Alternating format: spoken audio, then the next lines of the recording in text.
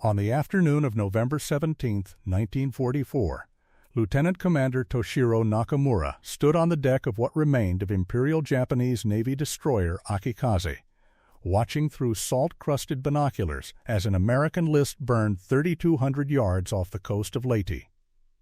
The LST had taken a torpedo from submarine mine 2640 minutes earlier. It was listing hard to port, smoke pouring from its midsection, but it was not sinking, not yet. Nakamura had been hunting American supply ships in Philippine waters for 6 weeks. He had seen Liberty ships, destroyers, cruisers, escort carriers. But LSTs were different. The Americans called them landing ship tank. Flat-bottomed vessels designed to drive straight onto beaches and disgorge tanks, trucks, artillery, supplies. The Japanese called them something else. They called them the reason they were losing the war. Nakamura had sunk 3 LSTs since October. He had never boarded one.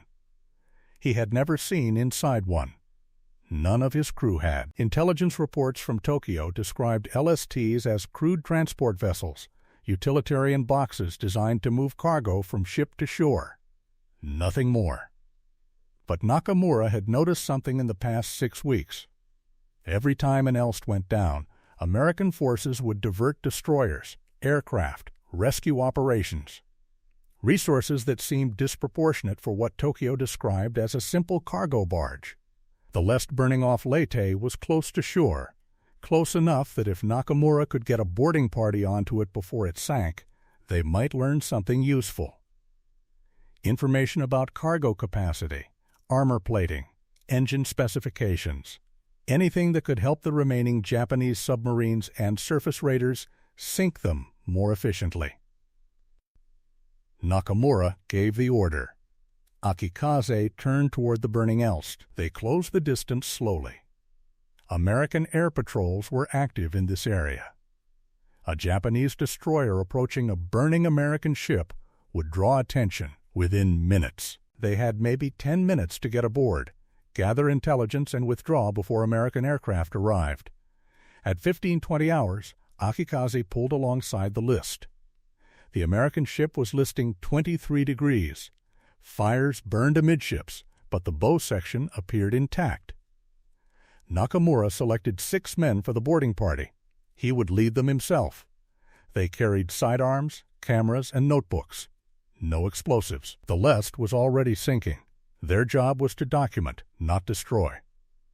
Nakamura climbed across the gap between ships and stepped onto the LST's deck. The first thing he noticed was the width. The deck was massive, wider than any Japanese transport vessel he had seen, wide enough to drive trucks side by side with room to spare. The second thing he noticed was the smell. Not the smell of burning oil or cordite or seawater, the smell of food. Cooked food. Fresh food. Nakamura moved toward the bow, away from the fires. His boots clanged on steel decking. The LST's superstructure was forward, unusual for a cargo vessel. Most Japanese transports had the bridge amidships or aft. This design put the command structure at the bow, giving clear sight lines down the entire length of the deck. Nakamura found a hatch and pulled it open. A ladder descended into darkness. He climbed down. His men followed. The interior was lit by emergency lighting, dim red bulbs that cast everything in shadow. But even in the red light, Nakamura could see the passageway was wide enough for 2 men to pass comfortably. Japanese transports had narrow corridors where crew members had to turn sideways to let others pass. This was different. Nakamura moved forward along the passageway. He passed a door marked crew quarters. He opened it. Inside were bunks. Not hammocks. Not sleeping mats on steel decking. Bunks. Metal frame beds with mattresses. Thin mattresses. Military issue, but mattresses. Each bunk had a reading light, a small locker at the foot for personal items. Nakamura counted 16 bunks in the compartment. He had commanded destroyer Akikaze for 2 years. His crew slept in hammocks strung in compartments that flooded with seawater during rough weather. Junior officers slept 4 to a cabin smaller than this single enlisted berthing space. He took photographs. His men searched lockers, looking for documents, maps, anything useful. They found personal letters, photographs of families, American magazines, cigarettes, chocolate bars. One locker contained a portable radio. Another contained a baseball glove. Nakamura moved to the next compartment. The door was marked Galley. He opened it and stopped. The galley was larger than the wardroom on Akikaze. Stainless steel counters ran along both walls. Industrial ovens. A 6-burner stove. Cookware hung from overhead racks. Nakamura opened a cabinet and found plates. Ceramic plates, not metal trays. Plates. Another cabinet held cups, bowls, serving utensils. Everything was secured with rails and netting to prevent shifting during rough seas, but the quantity was staggering. He opened a refrigerator. It was still running. Emergency power was keeping it cold. Inside were eggs, butter, milk, fresh vegetables, meat. Nakamura had not seen fresh vegetables in 4 months. Akikaze's crew subsisted on rice, pickled vegetables, canned fish, and whatever could be preserved for extended patrols. Fresh food was reserved for port visits, rare and rationed. This lest, a cargo vessel, had fresh food in quantity. Enough to feed a crew of what? 60 men? 80? Nakamura checked another refrigerator. More food. Bread, cheese, fruit, an entire shelf of ice cream. Ice cream on a cargo vessel operating in a combat zone 8,000 miles from the American mainland. Nakamura's executive officer on Akikaze had not seen ice cream since 1942. One of Nakamura's men called out from across the galley. He had found the storage lockers. Nakamura opened them and saw supplies: coffee, tea, sugar, flour, canned goods, dried goods. Enough to sustain a crew for weeks, maybe months. The quantity suggested long-duration operations without resupply. But that made no sense. LSTs were short-range vessels. They operated between ports and beaches, distances measured in dozens of miles, not thousands. Why would they carry this much food? Nakamura photographed everything. He moved to the next compartment. Head read the sign on the door.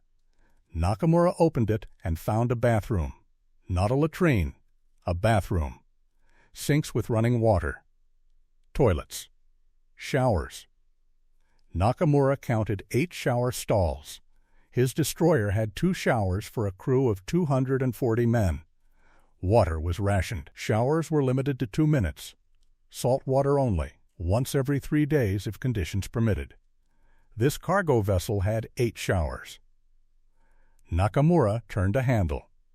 Water flowed. Fresh water. He turned another handle. Hot water. The list had hot running water. Nakamura stood in the head and tried to process what he was seeing. This was not a cargo vessel.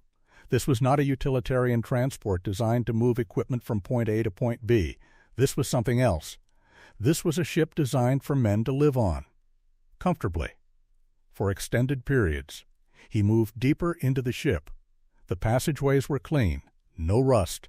No corrosion. The paint was fresh. Damage control equipment was mounted at regular intervals. Fire extinguishers, hoses, breathing apparatus. Everything labeled in English. Everything secured and maintained. Nakamura found a door marked Sick Bay. He opened it. Inside was a medical facility. Examination table, cabinets filled with supplies, instruments, medications. A dentist's chair. A dental drill. X-ray equipment. This list had a full medical facility with dental equipment and X-ray capability. Akikaze had a medical officer and a cabinet of supplies that fit in a space the size of a closet. Nakamura photographed the sick bay. His men were moving through other compartments, gathering intelligence. One of them returned and reported finding a laundry room. Washing machines and dryers. Industrial capacity. Another reported finding a machine shop, lathes, drill presses, welding equipment, full tooling. Nakamura checked his watch. They had been aboard for 6 minutes. American aircraft could arrive any moment. But he needed to see more. He needed to understand what this ship represented. He climbed down another ladder, deeper into the hull. The lower deck was darker, hotter. The emergency lighting was sparser here. He could hear water sloshing. The torpedo damage had opened the hull somewhere aft. The ship was taking water, sinking slowly. Nakamura moved forward along the lower deck. He found the cargo hold. It was massive, a cavern of steel that ran nearly the entire length of the ship. The hold was partially flooded, water up to Nakamura's knees, but he could see the space. This single hold could carry dozens of trucks, multiple tanks, hundreds of tons of supplies. The Americans were landing entire armies with these ships, and they were building them faster than Japan could sink them. Nakamura had read intelligence reports. American shipyards were producing LSTs at a rate of multiple vessels per week. The numbers had seemed impossible. Propaganda, exaggeration. But standing in this hold, seeing the construction, the welds, the quality of materials, Nakamura understood. This ship was not built by craftsmen in a naval yard over the course of months. This ship was built on an assembly line.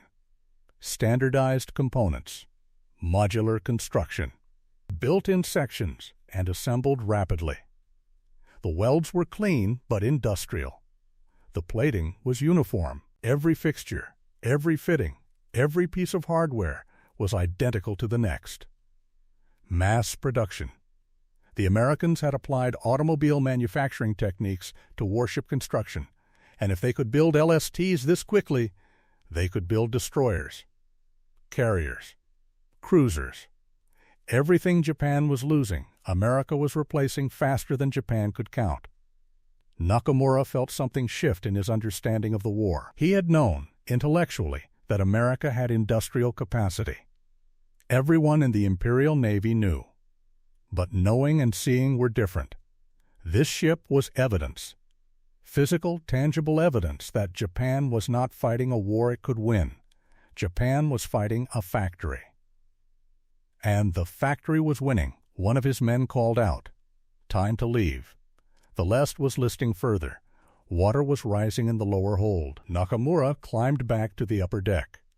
His men had gathered documents, photographs, samples of equipment. They climbed back across to Akikaze. Nakamura was the last to cross. He stood on the deck of the LST for a moment, looking around. Fresh paint. Clean decks. The smell of food still lingering despite the fires. He thought about his own crew. Men who slept in wet hammocks. Men who bathed in salt water once every 3 days. Men who had not seen fresh vegetables or ice cream or hot coffee in months. Men who were still fighting because they believed they had to. Because their officers told them to. Because surrender was unthinkable. Nakamura crossed back to Akikaze. The destroyer pulled away from the LST and turned south, moving quickly to avoid American air patrols. Behind them, the LST continued to burn. It would sink within the hour. Nakamura went to his cabin and developed the photographs. In the red light of the darkroom, images appeared on the paper. Bunks with mattresses. Refrigerators filled with food. Showers. Medical facilities. Laundry equipment. Machine shops. A cargo hold large enough to carry an entire mechanized battalion. He wrote his report that night. He described everything he had seen. He included technical specifications, dimensions, construction details. But he also included something else, observations about the American approach to warfare, about logistics, about the care taken to sustain crews over long campaigns, about the industrial capacity required to produce ships at this scale, while simultaneously equipping them with amenities that Japanese naval vessels reserved for senior officers. Nakamura's report went up the chain of command. It reached Combined Fleet Headquarters in Tokyo 3 days later. It was filed with other intelligence reports and archived. No response was issued. No change in tactics was recommended. The war continued. Akikaze was sunk by American aircraft off Luzon on December 12, 1944. Nakamura survived. He spent the rest of the war in a prisoner of war camp in the Philippines. After the war, in 1948, Nakamura was interviewed by American naval historians compiling records of Japanese operations in the Pacific. They asked about his experiences commanding Akikaze. They asked about convoy interdiction tactics. They asked about submarine coordination. Nakamura told them about boarding the list off Leyte. The historians were interested. They asked him to describe what he had seen. Nakamura told them about the bunks, the galley, the refrigerators, the showers, the medical facilities, the machine shop, the laundry. He told them it was like touring a hotel, a floating hotel designed to support men in combat for as long as necessary. The American historians nodded. They explained that LSTs were designed with extended operations in mind. The vessels needed to be self-sufficient because Pacific campaigns covered vast distances. Crews needed to remain effective for weeks or months without returning to major ports. Comfort was not luxury. Comfort was operational readiness. A crew that slept well, ate well, stayed clean, and had access to medical care could fight longer and more effectively than a crew subsisting on minimal rations and sleeping in wet hammocks. Nakamura understood. But he also understood something else. The Americans had built a military machine that assumed long wars. Japan had built a military machine that assumed short wars. Quick strikes. Decisive victories. Territory gained and held through superior fighting spirit and tactical skill. But when the war became a matter of endurance, of logistics, of industrial output and sustained operations over years, Japan had no answer. The LST was not just a cargo vessel. It was a statement. It was America saying, "We can do this as long as it takes." Nakamura was released from the POW camp in 1947. He returned to Japan and found a country destroyed, cities flattened, industries dismantled, millions dead. He worked various jobs. He did not talk much about the war. Most veterans did not. But in the 1960s, when American military historians began publishing detailed studies of Pacific operations, Nakamura was contacted again. They wanted more information about his observations of American ships and equipment. They were particularly interested in his description of the LST. Nakamura provided additional details from memory. He described the layout of the ship, the efficiency of the design, the quality of construction. He mentioned the ice cream again. The historians found that detail amusing. Ice cream had become something of a legend in Pacific naval operations.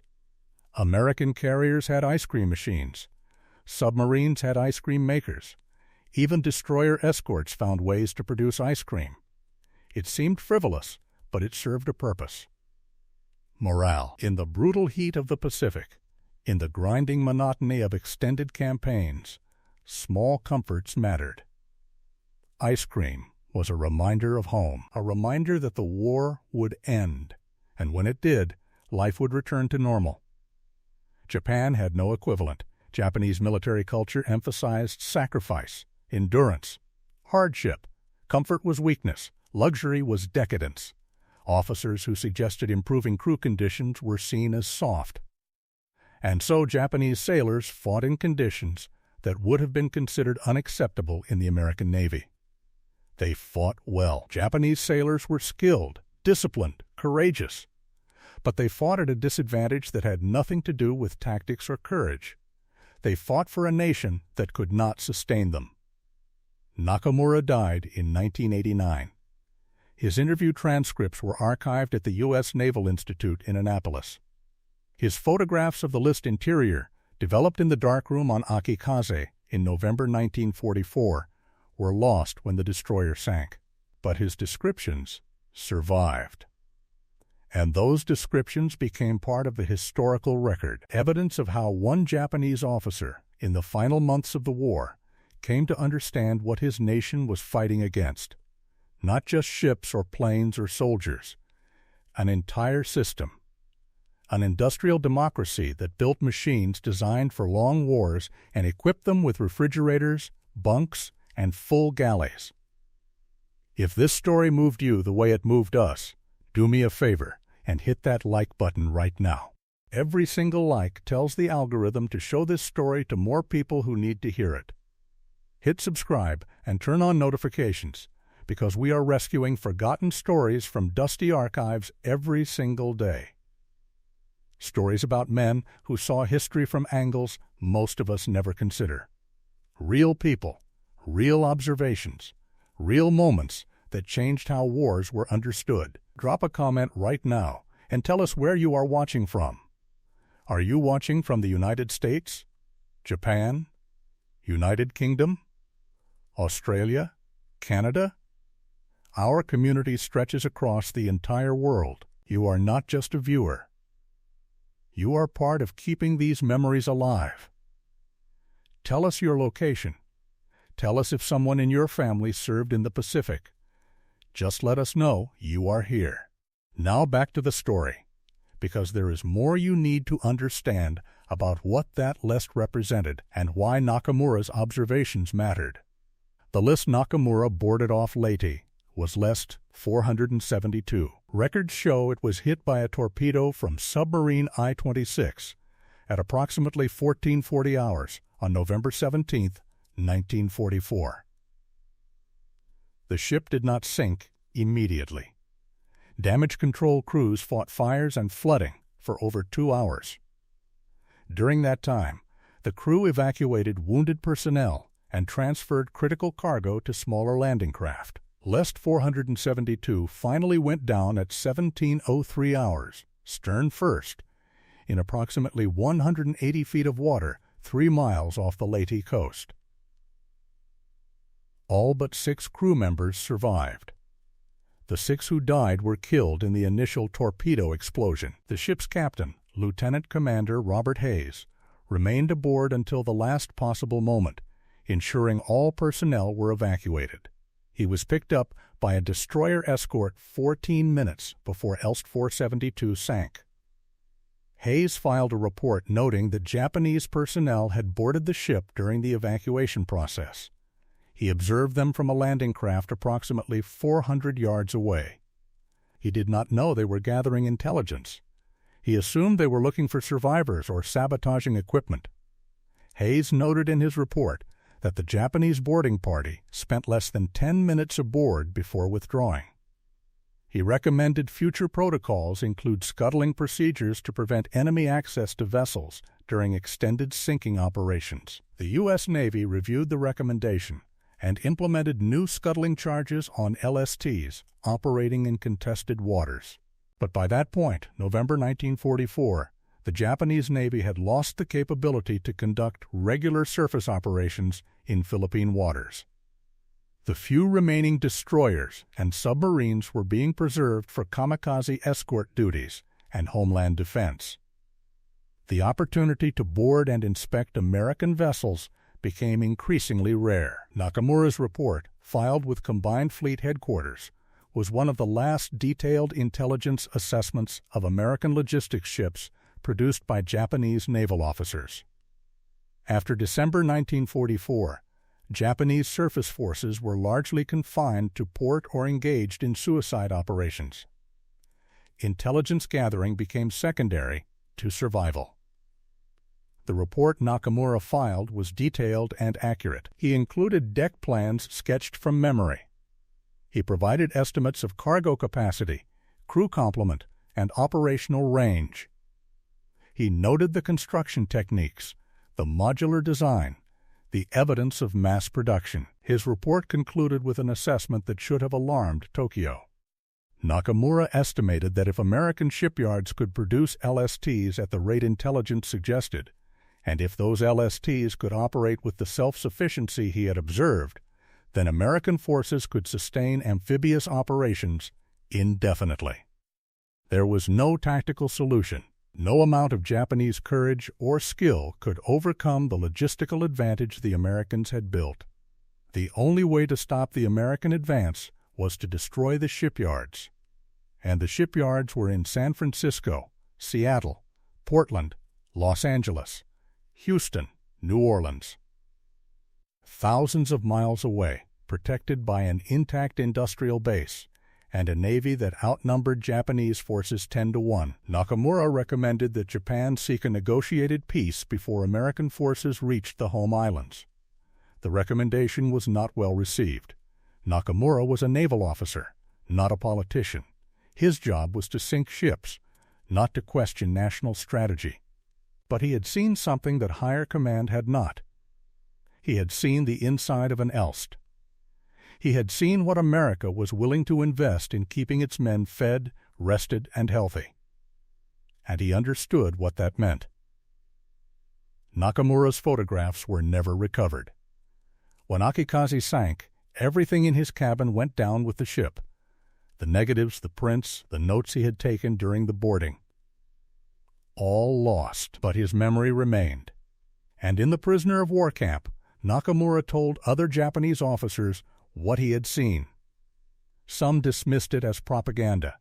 They assumed Nakamura had been shown a special ship, a flagship or command vessel, something atypical. They could not believe that ordinary American cargo ships had refrigerators and ice cream, but other officers who had served in the Philippines or the Marianas or Okinawa confirmed Nakamura's account. They had seen American supply operations. They had seen the quantities of material being landed on beaches. They had captured American positions and found stockpiles of food, medical supplies, equipment that exceeded anything Japanese forces could dream of. One officer, a former commander of a supply depot on Saipan, told Nakamura about American field kitchens, mobile kitchens that could serve hot meals to thousands of men per day, kitchens with refrigerated trucks, portable stoves, water purification units, trained cooks. The officer said he had inspected a captured American field kitchen and found it better equipped than the permanent mess facilities at Japanese naval bases. Another officer, who had fought on Iwo Jima, described American logistics trains. Trucks, jeeps, tractors, earth movers, all moving supplies from ships to front lines in continuous operations. The officer said the Americans built roads as they advanced, graded roads with drainage and compacted surfaces. Roads that could handle heavy traffic in all weather. Japanese forces moved supplies by hand. Soldiers carried ammunition and food on their backs through jungle trails. Artillery was manhandled into position. There were no roads. There was no logistics train. There was endurance and sacrifice, and the expectation that soldiers would fight until ammunition ran out, then fight with bayonets, then fight with whatever was available until death. The American approach was different. Overwhelming material support, continuous resupply, medical evacuation, rotation schedules that pulled exhausted units out of combat and replaced them with fresh troops, artillery support that could drop shells on target within minutes of a radio call, air support that could strike enemy positions before infantry advanced, naval gunfire that could pulverize fortifications before landings. The Americans fought with machines and logistics. The Japanese fought with men and willpower. And in a long war, machines and logistics won. Nakamura understood this in November 1944, but understanding did not change the outcome. The war continued for another 9 months. Nakamura sat in a POW camp and listened to radio reports of American victories. Iwo Jima, Okinawa, firebombing of Tokyo, the destruction of Japanese cities, the collapse of organized resistance, and then, in August 1945, 2 atomic bombs, Hiroshima and Nagasaki. The war ended. Nakamura was processed out of the POW camp in 1947. He returned to a Japan that was occupied, destroyed, and rebuilding under American administration. He found work as a translator for occupation forces. His English was functional, learned in Naval Academy before the war. He worked for the U.S. Army Corps of Engineers, helping coordinate reconstruction projects in Yokohama. It was during this period that Nakamura saw American logistics operations up close again. But this time, the logistics were not for war. They were for rebuilding. Shipments of food, medicine, construction materials, American cargo ships arriving in Japanese ports, unloading supplies, distributing them through a network of warehouses and transportation units. Nakamura watched the same system that had supported the American war effort, now being used to feed and rebuild the nation it had defeated. The irony was not lost on him. In 1950, Nakamura left the Corps of Engineers and took a position with a Japanese shipping company. The company was rebuilding its merchant fleet, purchasing surplus American ships and converting them for commercial use. One of the ships they acquired was a former LST, LST 738, decommissioned in 1947, sold as surplus, refitted as a cargo vessel for inter-island trade. Nakamura was part of the team that inspected the ship before purchase. Walking through LST 738, Nakamura experienced a strange sense of familiarity. The layout was identical to List 472, the ship he had boarded off Leyte. Same dimensions, same compartments, same construction. The galley was still there. The refrigerators had been removed, but the mounts remained. The crew quarters were intact. Bunks, lockers, the head with its sinks and showers. The cargo hold had been modified for commercial operations, fitted with cargo nets and securing rails, but the space was the same. Nakamura stood in the hold and remembered wading through knee-deep water in November 1944, understanding for the first time what Japan was up against. Now, 6 years later, he was standing in the same type of ship, preparing to use it for peaceful commerce. The shipping company purchased LST 738 and put it into service running cargo between Yokohama and Osaka. Nakamura supervised operations for the first year. The ship performed well. Reliable engines. Solid construction. The flat-bottomed design made it ideal for shallow ports. The bow ramp allowed easy loading and unloading. The Americans had designed the list for military operations, but the design translated perfectly to commercial use. Nakamura found that ironic as well. Japan had built warships that could not be converted to peacetime use. Destroyers, cruisers, carriers, all designed for combat and nothing else. When the war ended, those ships were scrapped. The Americans had built warships that could transition to commerce. LSTs became cargo vessels. Liberty ships became merchant freighters. Escort carriers became aircraft transports. Even American military bases were designed with post-war use in mind. Airfields built on Pacific islands during the war became commercial airports after the war. Port facilities became trade hubs. The Americans had not just fought a war. They had built infrastructure. Infrastructure that outlasted the conflict and served new purposes once the fighting stopped. Nakamura worked for the shipping company until 1955. Then he retired and moved to a small town outside Tokyo. He lived quietly. He did not write memoirs. He did not give interviews unless specifically asked by historians. But in the 1960s and 1970s, as the Pacific War became a subject of academic study, Nakamura was contacted occasionally by researchers. They wanted his perspective. They wanted details about Japanese operations. They wanted to understand how Japanese officers viewed American forces. Nakamura told them about the list. He told them every time. It was the story that mattered most to him, not the battles he fought, not the ships he sank, but the 10 minutes he spent inside an American cargo vessel, seeing refrigerators and bunks and understanding what they represented. Some researchers understood immediately. Others did not. Some thought Nakamura was exaggerating. They assumed his memory had distorted the details over time. They pointed out that LSTs were not luxury vessels. The bunks were thin mattresses on metal frames. The food was mass-produced military rations. The showers were functional, not comfortable. Everything was utilitarian. Nakamura agreed. Everything was utilitarian, but utilitarian by American standards was luxury by Japanese standards. That was the point. The gap between what America considered basic and what Japan considered adequate was the gap that decided the war. Japan expected its soldiers and sailors to endure hardship as a matter of course. America expected its soldiers and sailors to be supported as a matter of policy. Both nations fought hard. Both nations produced brave men who sacrificed for their countries. But one nation built systems to sustain those men, and the other did not. Nakamura believed that difference mattered more than any tactical decision or strategic choice. Wars were not won by courage alone. Wars were won by nations that could keep their forces in the field, supplied, healthy, and capable of sustained operations. America understood that. Japan did not.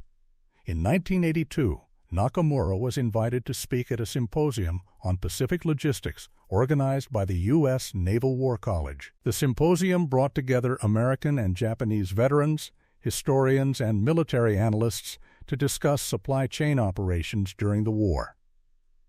Nakamura was one of 3 Japanese officers invited to present.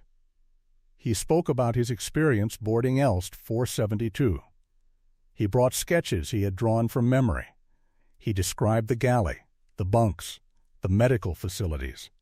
He talked about his reaction at the time and his understanding of what those amenities represented. The audience listened in silence.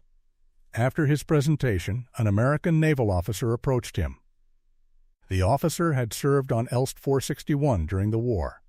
He had participated in landings at Saipan, Iwo Jima, and Okinawa. He told Nakamura that everything he described was accurate. LSTs were exactly as Nakamura remembered them. The officer also told Nakamura something else. He said that American sailors in the Pacific had no idea how Japanese forces lived. They assumed Japanese ships were roughly equivalent to American ships, maybe smaller, maybe less advanced, but fundamentally similar. It was not until after the war, when American personnel inspected captured Japanese vessels, that they understood the disparity. American sailors were shocked at the conditions Japanese crews endured. The lack of amenities, the minimal food, the absence of what Americans considered basic necessities. The officer said it changed how American veterans viewed their former enemies. They had assumed they were fighting an enemy with comparable resources. Learning that Japanese forces had fought so effectively despite such deprivation increased respect for Japanese sailors and soldiers. Nakamura thanked the officer. He said the respect was mutual. Japanese forces had faced an enemy with overwhelming material advantage and fought anyway. That required a different kind of courage. The courage to continue when victory was impossible, when survival was unlikely, when every rational calculation said to surrender, but duty and honor said to fight. Both men stood there for a moment, 2 veterans of the same war, finally able to speak without enmity. Then they shook hands and returned to the symposium. Nakamura's presentation was included in the symposium proceedings, published in 1983. His sketches of the LST interior were reproduced in the publication. Historians used his account as a primary source in studies of American logistics and Japanese perceptions of American material superiority. Nakamura died in 1989, at the age of 74. He was buried in a small cemetery outside Tokyo. His funeral was attended by family and a few former naval colleagues. No public ceremony, no military honors. He had lived a quiet life after the war and wanted a quiet departure. But his story did not end there. In the 1990s, researchers began digitizing wartime records and interviews. Nakamura's accounts were scanned and archived. His interview transcripts became available to scholars worldwide. His description of the LST became one of the most cited primary sources in studies of Pacific War logistics. In 2003, a Japanese documentary filmmaker produced a film about Japanese perceptions of American forces during World War II. The film featured Nakamura's interview recordings from the 1960s. His voice, describing the refrigerators and the ice cream and the realization that Japan was fighting a factory, became the centerpiece of the documentary. The film won several awards and was broadcast on Japanese national television. It introduced a new generation of Japanese viewers to perspectives they had not encountered in standard histories. The idea that Japan lost not because of cowardice or poor tactics, but because of industrial disparity. The documentary sparked debates in Japan about how the war should be remembered and taught. Some argued that focusing on logistical failures diminished the sacrifices of Japanese soldiers and sailors. Others argued that understanding why Japan lost was essential to ensuring future leaders never made similar strategic miscalculations. Nakamura would have appreciated the debate. He believed that remembering the war accurately was more important than remembering it comfortably. Wars should be studied for lessons, not myths. And the lesson of the Pacific War, from his perspective, was that industrial capacity and logistics determined outcomes more than bravery or tactics. In 2011, an American author researching LST operations contacted Nakamura's family. The author was writing a book about the role of LSTs in the Pacific Campaign. He had read Nakamura's interview transcripts and wanted to include his perspective in the book. Nakamura's son provided additional family records, including letters Nakamura had written to his wife during the war. One letter, dated November 20, 1944, 3 days after boarding LST 472, contained a passage that was later quoted in the author's book. Nakamura wrote, "I have seen the future, and it does not belong to us. The Americans have built machines that care for their men. We have built men who endure machines. In a short war, we might prevail, but this war is not short, and we are losing not because our men are weak, but because their machines are strong." The letter was written before Akikaze was sunk, before Nakamura became a prisoner of war, before Japan surrendered. He had already understood the outcome. The author's book was published in 2013. It became a standard reference for LST operations and was used in Naval Academy courses on logistics and amphibious warfare. Nakamura's perspective, the view from the other side, provided insight that American sources alone could not offer. Today, LST 472 rests on the seafloor off Leyte. It has never been salvaged or explored by divers. The wreck lies in water too deep for recreational diving, and the Philippine government has designated the area a war grave. The ship remains where it sank, a steel monument to a moment when one Japanese officer stepped aboard and saw the war clearly for the first time. Nakamura's story matters because it illustrates a truth about warfare that is often overlooked. Battles are fought by soldiers. Wars are won by supply chains. The bravest infantry cannot hold ground without ammunition. The most skilled pilots cannot fly without fuel. The most determined sailors cannot fight without food. Logistics is not glamorous. It does not produce heroes or dramatic stories. But logistics determines who can sustain operations and who cannot. The United States built a military logistics system in World War II that was unprecedented in human history. Ships like the List were not accidents. They were deliberate products of a strategic vision that understood modern war required industrial-scale support. And the men who crewed those ships, who slept in those bunks and ate that food and showered in those stalls, were more effective because of it. Japan built a military culture based on sacrifice and endurance. That culture produced extraordinary acts of courage. But courage without logistical support is a wasting asset. Men can endure only so much before exhaustion, malnutrition, and disease render them ineffective. Japan asked its men to fight beyond human limits. Some did. Many died trying. Nakamura saw both sides. He commanded Japanese sailors who fought with honor despite impossible conditions.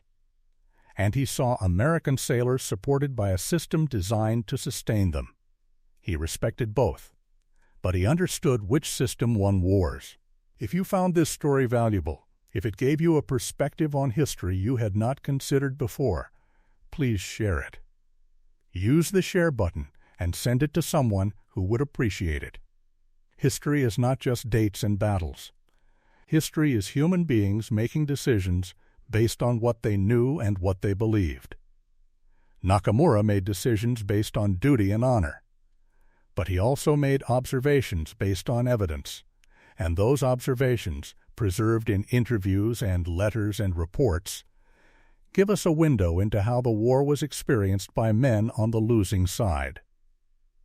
Men who fought bravely and lost anyway. Men who saw the future and knew it did not belong to them, but fought because that was their duty. Thank you for watching. Thank you for taking the time to hear this story. These men on all sides deserve to be remembered, not as heroes or villains, but as human beings who lived through history and left records of what they saw. Drop a comment if this story resonated with you. Tell us what you think. Tell us if you learned something new. We read every comment, and your engagement helps us decide which stories to tell next. Until next time, remember that history is not just what happened. History is what people thought and felt and understood while it was happening. And sometimes, the most important insights come from the men who lost, because they had to understand why.